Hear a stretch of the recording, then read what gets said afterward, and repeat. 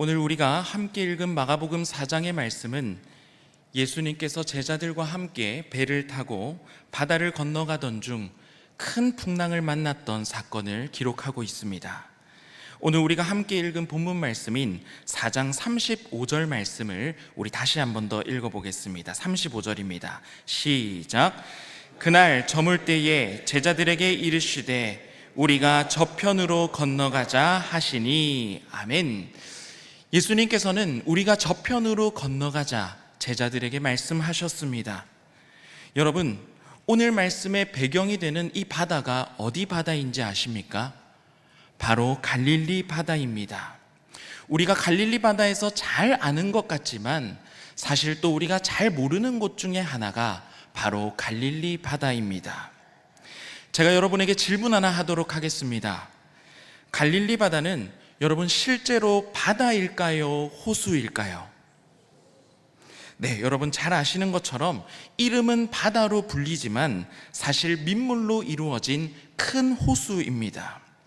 그런데 왜 호수를 바다로 불렀냐면 당시 사람들에게 있어서 물이 많이 있으면 그곳을 바다라고 불렀기 때문입니다.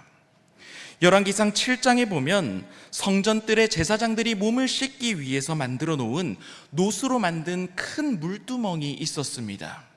그런데 이 물두멍을 성경에서 뭐라고 부르냐면 놋바다라고 불렀습니다. 그만큼 많은 물을 담고 있었기 때문입니다.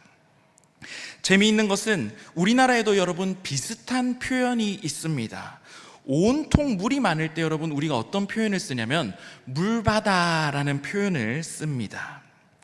갈릴리 바다는 지리적으로는 호수이지만 너무나 컸기 때문에, 너무나 큰 호수이기 때문에 오늘 말씀에서도 바다라고 불리고 있는 것입니다. 갈릴리 바다는 참 아름다운 곳입니다. 아마 이스라엘 성지 순례로 직접 가보신 분들도 있을 텐데요, 사진에서 보는 것처럼 넓고 잔잔한 호수 주변으로 산과 들이 어우러져서 참 아름다운 풍경을 자아내고 있습니다. 그리고 저녁이 되면 또 아름다운 갈릴리 바다의 모습 또한 볼 수가 있습니다. 갈릴리 바다는 물이 풍부하여서 주변에 있는 땅들이 비옥하였고, 그리고 갈릴리 바다에 있는 고기들도 많이 있어서 당시 어부들도 고기를 잡으며 살아갔던 곳이 바로 갈릴리 바다입니다. 즉 갈릴리 바다는 당시 사람들이 일상을 살아가는 장소이자 삶의 터전이었던 곳이 갈릴리 바다인 것입니다. 이어서 우리 37절 말씀, 이어지는 37절 말씀도 우리 함께 읽어보도록 하겠습니다. 시작. 큰 광풍이 일어나며 물결이 배에 부딪혀 들어와 배에 가득하게 되었더라. 예수님과 제자들이 갈릴리 바다를 건너던 도중 큰 광풍을 만나게 된 것입니다. 갈릴리 바다는 그 지리적인 특성 때문에 큰 돌풍에 의해서 파도가 생길 수도 있는 곳입니다. 그런데 아무리 그래도 진짜 바다가 아니라 호수인데 얼마나 큰 파도가 생기는지 궁금한 것입니다. 여러분도 궁금하지 않으신가요? 그래서 지금도 이스라엘에 있는 그 갈릴리 바다에 큰 파도가 치면 얼마나 큰 파도가 치는지 제가 영상을 한번 찾아보았고 그 영상을 입수해 보았습니다. 우리 함께 보도록 하겠습니다. 지금 저 화면에 보이는 것이 갈릴리 바다, 갈릴리 호수입니다. 평상시에는 이렇게 아름다운 모습을 가지고 있습니다.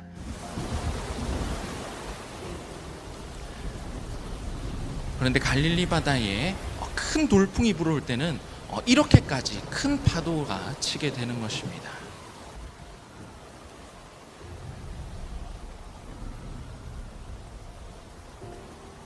무섭지 않으신가요?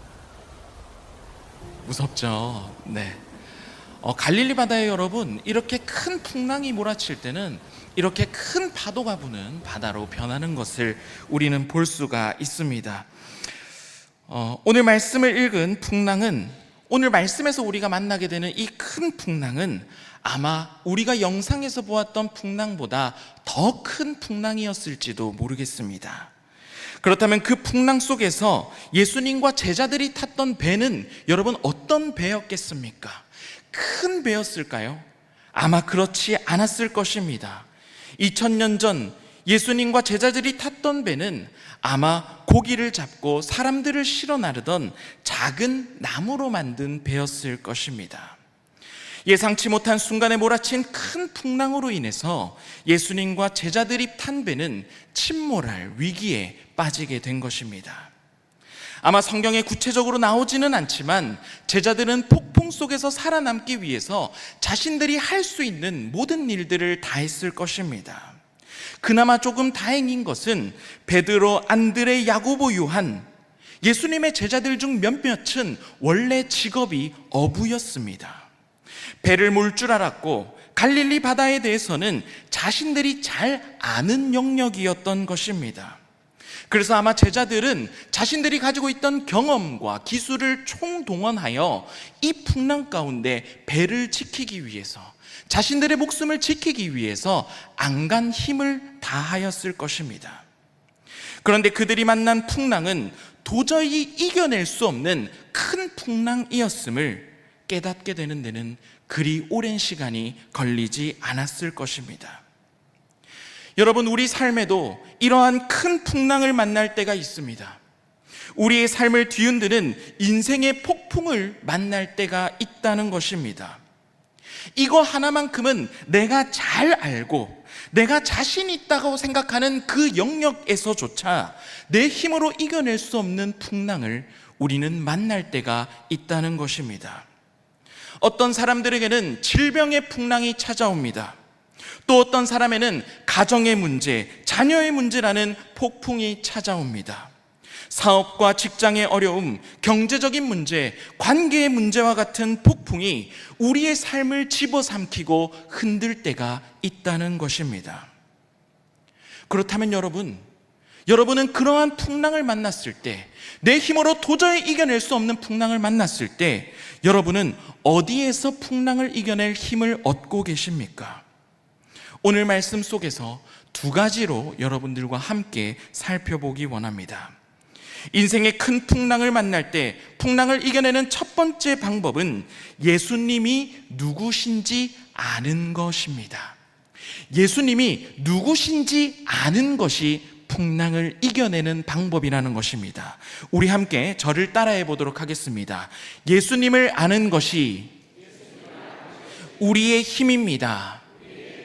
예수님을 아는 것이 우리의 힘입니다. 인생의 큰 풍랑을 만났을 때 여러분, 풍랑을 다룰 수 있는 그 삶의 지혜를 아는 것도 중요합니다. 배를 다루는 기술을 아는 것도 중요합니다. 삶의 경험과 기술도 우리의 삶 가운데 필요합니다. 그런데 우리가 간과하지 말아야 할 것이 있는데, 큰 풍랑 가운데 우리와 함께 하시는 그 예수님에 대해서 아는 것, 우리는 그것을 간과하지 말아야 하는 것입니다. 오늘 말씀 속에 제자들의 가장 큰 실수가 이것이었습니다. 그들은 갈릴리 바다와 배에 대해서는 잘 알고 있었지만 정작 큰 풍랑을 만났을 때 그 폭풍 속에 우리의 배에 함께 타고 계신 예수님이 어떤 분인지, 예수님이 얼마나 큰 능력을 가지고 계신 분인지, 예수님께서 이 풍랑 가운데 어떠한 일을 행하실 수 있는 분인지 제자들은 깨닫지 못했던 것입니다. 우리 함께 마가복음 4장 39절 말씀, 우리 39절 말씀도 함께 읽어보도록 하겠습니다. 시작. 예수께서 깨어 바람을 꾸짖으시며 바다더러 이르시되 잠잠하라 고요하라 하시니 바람이 그치고 아주 잔잔하여 지더라. 아멘. 여러분, 예수님께서는 말씀하셨습니다. 잠잠하라 고요하라 말씀하셨습니다. 예수님께서 풍랑을 이겨내시는 방법을 여러분 주목해서 보시기 바랍니다. 제자들이 풍랑을 맞서 싸웠던 그 방법과는 차원이 다른 방법임을 우리는 알 수가 있습니다. 예수님께서는 말씀만으로 바람과 파도를 잔잔하게 하신 것입니다. 제자들이 삶 속에서 쌓아온 모든 경험과 기술을 동원하여도 감당할 수 없었던 그 바람과 파도가 예수님의 말 한마디에 순종하게 된 것입니다. 여러분, 어떻게 이런 일이 가능합니까? 여러분, 예수님이 어떤 분위기에 이러한 일이 가능합니까? 바로 예수님께서는 바람과 파도를 창조하시고 다스리시는 하나님의 아들이시기 때문입니다.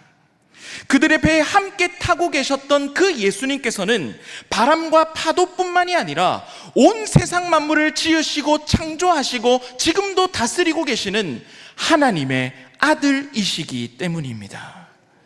그렇기 때문에 예수님 앞에서는 이 세상의 그 어떠한 피조물도, 오늘 말씀에 나오는 바람과 파도 또한 순종할 수밖에 없는 것입니다. 여러분, 다시 한 번 더 기억하시기 바랍니다. 폭풍을 이길 수 있는 힘은 우리가 가진 힘에 있지 않습니다. 폭풍을 다스리시는 예수님이 어떤 분인지 아는 것에 있다는 것입니다. 예수님의 놀라운 기적을 목격한 제자들의 반응이 나오는데요, 오늘 본문 말씀 41절 말씀입니다. 함께 읽겠습니다. 시작. 그들이 심히 두려워하여 서로 말하되 그가 누구이기에 바람과 바다도 순종하는가 하였더라. 아멘. 여러분, 제자들의 첫 번째 반응이 무엇입니까? 그가 누구이기에, 그가 누구이기에 바람과 바다도 순종하는가? 제자들은 자신들의 배에 함께 타고 계신 그 예수님이 그냥 위대한 스승의 수준을 넘어서 창조주의 권세를 가지신 분이라는 사실을, 말씀만으로도 온 세상을 움직이고 다스리시는 능력의 주님이시라는 사실을 오늘 이 기적을 경험하고 나서야 이제서야 깨닫기 시작했던 것입니다. 미국의 어느 한 자동차 정비사가 겪었던 이야기입니다. 이 자동차 정비사는 어느 날 여행을 하던 중에 자신의 차가 고장이 났습니다. 자신이 자동차 정비사이기 때문에 갓길에 차를 대고 본네트를 열고 엔진의 이곳저곳을 자기 스스로 살펴보기 시작했습니다. 자동차 정비사가 본인의 직업이었기 때문에 자신의 차쯤은 자신이 쉽게 고칠 줄 알았기 때문입니다. 하지만 차의 이곳저곳을 만져보아도 자동차의 시동이 쉽게 걸리지 않았습니다. 그때 마침 그 길을 지나가던 한 나이 많은 신사가 차를 세우고 물어보았습니다. 제가 좀 도와드려도 될까요? 자동차 정비사는 그 신사를 한번 바라보더니 이렇게 대답했습니다. 괜찮습니다. 제 직업이 자동차 정비사입니다. 저는 자동차에 대해서 잘 알고 있습니다. 라고 대답했습니다. 내가 전문가인데, 내가 지금까지 차 몇 대를 수리했는데 다른 사람의 도움 따위는 필요 없다는 것입니다. 그런데 아무리 그 차를 만져보아도 자동차에 시동이 걸리지 않자 그 신사가 지켜보다가 다시 한 번 더 그 정비사에게 물어보았습니다. 제가 한 번만 더 봐도 되겠습니까?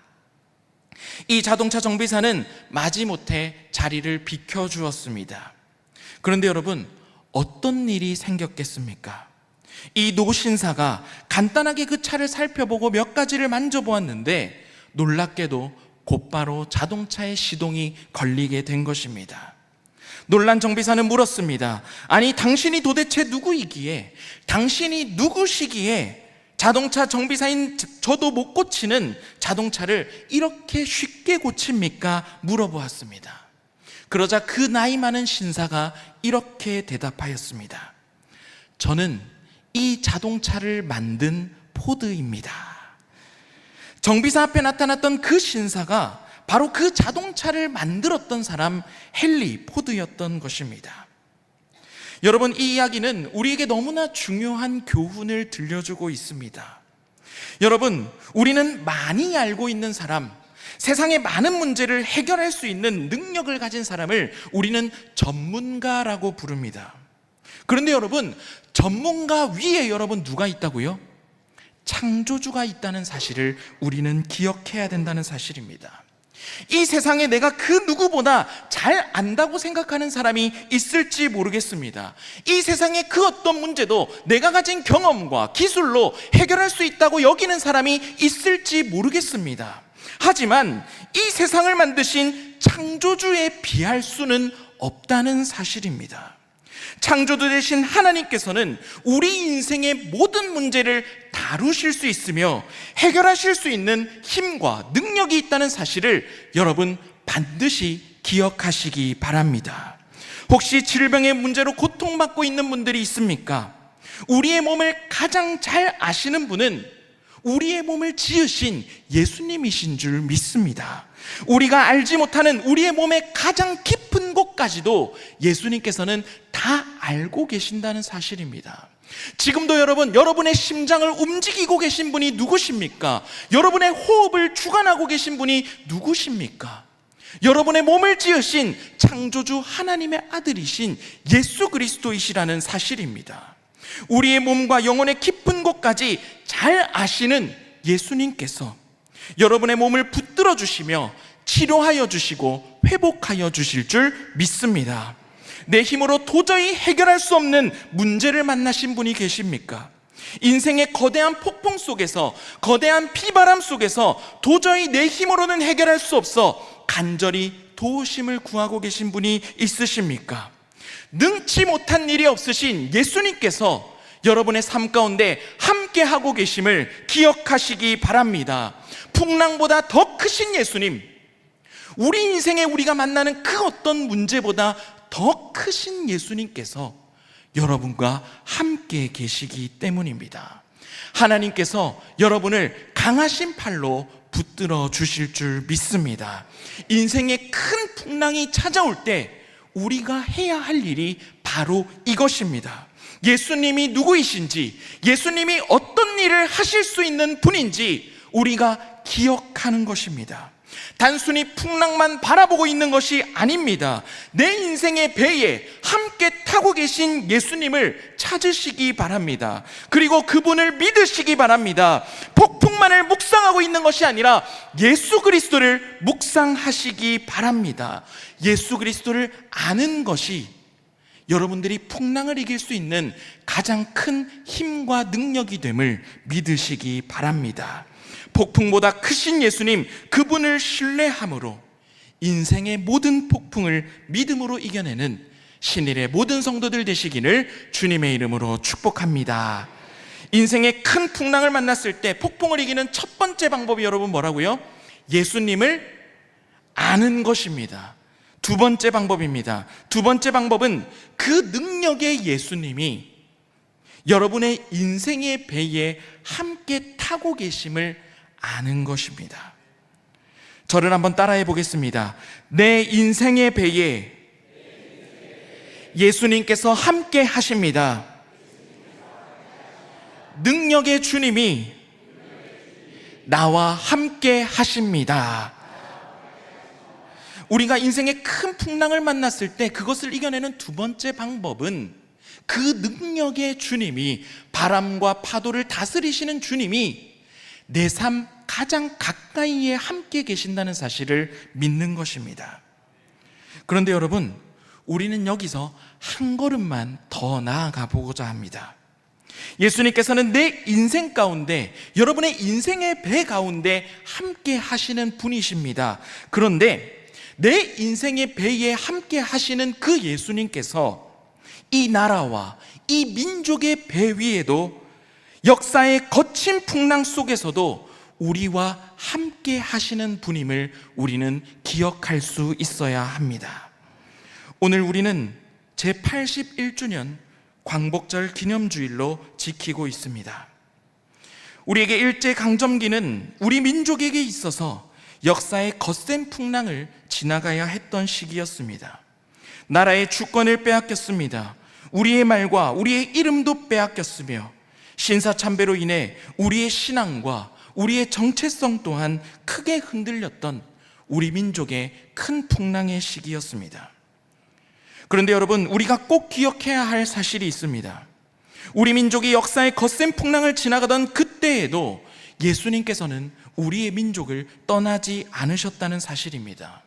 역사를 운행하시는 예수님, 역사의 주관자 되신 예수님께서 우리 민족 가운데 일하셨고 우리의 역사를 이끌어 가셨다는 사실입니다. 우리 민족이 역사의 풍랑을 지나가던 그때 풍랑보다 크신 예수님을 알고 믿음을 지켰던 한 인물을 여러분들에게 소개해드리고자 합니다. 바로 신사참배 강요에 맞서 싸웠던 독립운동가 박관준 장로님입니다. 박관준 장로님은 원래 평양에서 병원을 운영하며 환자를 돌보며 살아갔던 의사였습니다. 하지만 일제강점기 신사참배 강요와 성도들을 향한 탄압이 심해지자 장로님은 더 이상 가만히 있을 수가 없었습니다. 신사참배를 중단해달라는 진정서를 가지고 여러 차례 총독부를 찾아가 신사참배를 중단할 것을 호소하며 싸웠습니다. 그러다 하나님께서 장로님에게 특별한 음성을 들려주셨는데 이 땅에서뿐만이 아니라 일본에 가서 하나님의 뜻을 외치라는 하나님의 음성을 듣게 되었습니다. 그런데 문제는 당시 장로님이 일제 감시 대상 1호였기 때문에 여권을 발급받을 수도 없었고 자유롭게 이동하는 것이 어려운 상황이었습니다.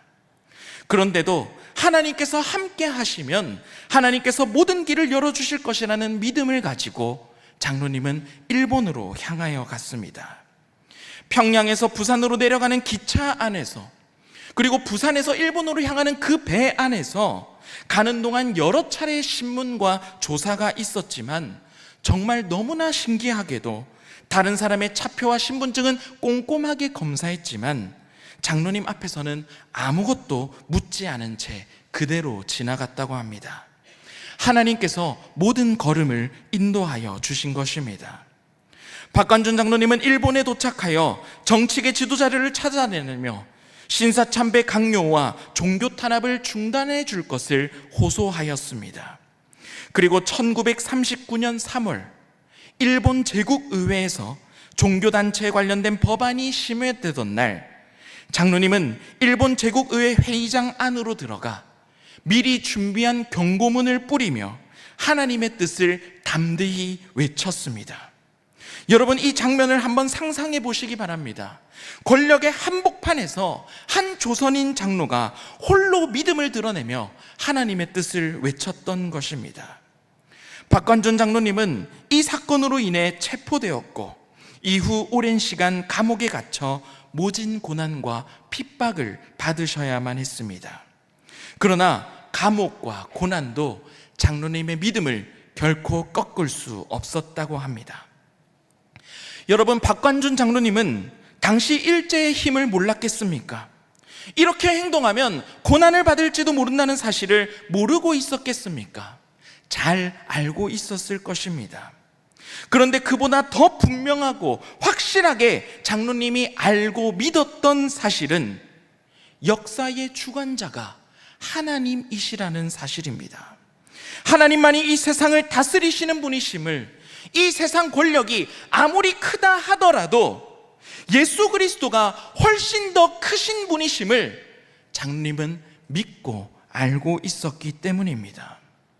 이 장로님의 믿음이 역사의 거대한 풍랑 한가운데서도 하나님의 뜻을 지키며 하나님의 뜻을 담대하게 외칠 수 있게 한 것입니다. 시 한 편을 여러분에게 소개시켜 드리고자 합니다. 이 시는 박관준 장로님께서 쓰신 12사시라고 불리는 시입니다. 12가 여러분 숫자 10이고요. 사는 죽을 사라는 한자입니다.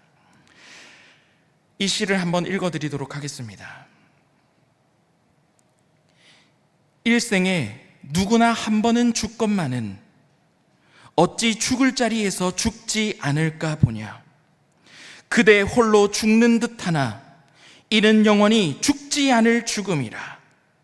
그 죽음을 죽을 때가 이제 왔으니 살아 즐김도 그 죽음마 같지 못하도다. 예수님 날 위해 죽으셨으니 나도 예수님 위해 죽겠노라. 박관준 장로님은 광복을 불과 몇 달 앞둔 1945년 3월, 오랜 옥고 끝에 세상을 떠나셨습니다. 죽음을 12번이나 이야기하는 이 장로님의 시에서 장로님은 죽음을 어떻게 바라보고 있습니까? 그대 홀로 죽는 듯 하나 영원히 죽지 않을 죽음이라. 죽음이 끝이 아니라, 죽음이 절망이 아니라 예수 그리스도를 믿는 자에게 있어서 영원히 죽지 않고 있음을 장로님은 분명히 알고 있었습니다. 예수님 날 위해 죽으셨으니 나도 예수님 위해 죽겠노라. 박관준 장로님은 예수님이 날 위해 죽으셨다는 사실을 분명히 믿었습니다. 예수님께서 나의 구원자가 되심을 분명히 알았습니다. 그렇기 때문에 나의 생명조차 예수 그리스도를 위해서 드리는 것을 조금도 두려워하지 않았던 것입니다.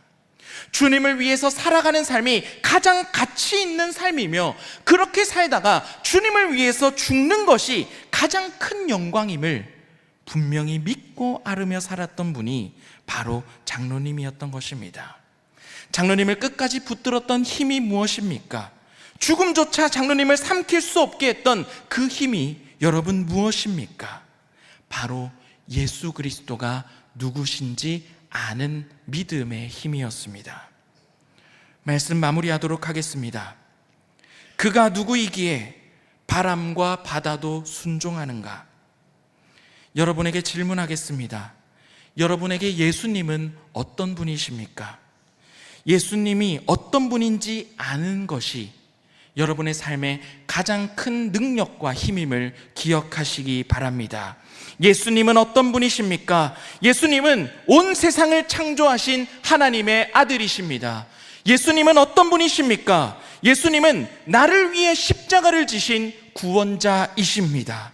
예수님은 어떤 분이십니까? 예수님은 죽음을 이기시고 부활하신 생명의 주님이십니다.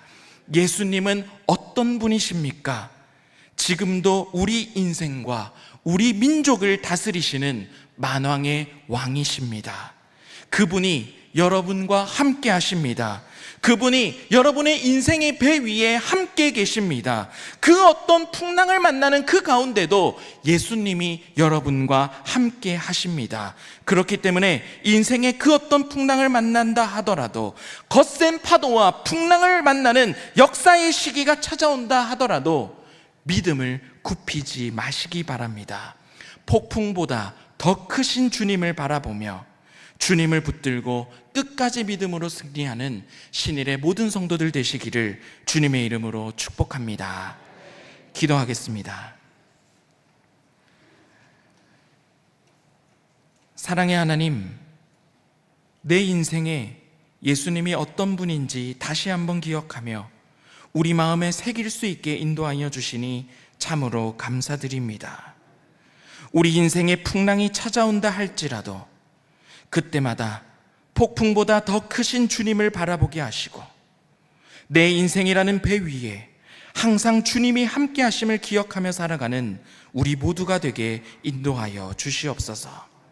또한 이 나라와 민족의 역사를 하나님께서 지금까지 함께 하시고 붙들어 주신 줄 믿습니다. 역사의 주관자 되신 주님께서 언제나 우리와 함께 하심을 기억하게 하시고 믿음의 선배들이 지켜온 귀한 신앙의 유산을 잘 이어받아 우리도 복음의 빛 비추며 살아가는 그리스도인 되게 하여 주시옵소서. 주님을 위해 살아가는 것이 내 삶의 가장 큰 기쁨과 영광이 되게 하시며 끝까지 믿음으로 승리하는 우리 모두가 되게 하여 주시옵소서. 이 모든 말씀 우리 주 예수 그리스도의 이름으로 간절히 기도합니다. 아멘.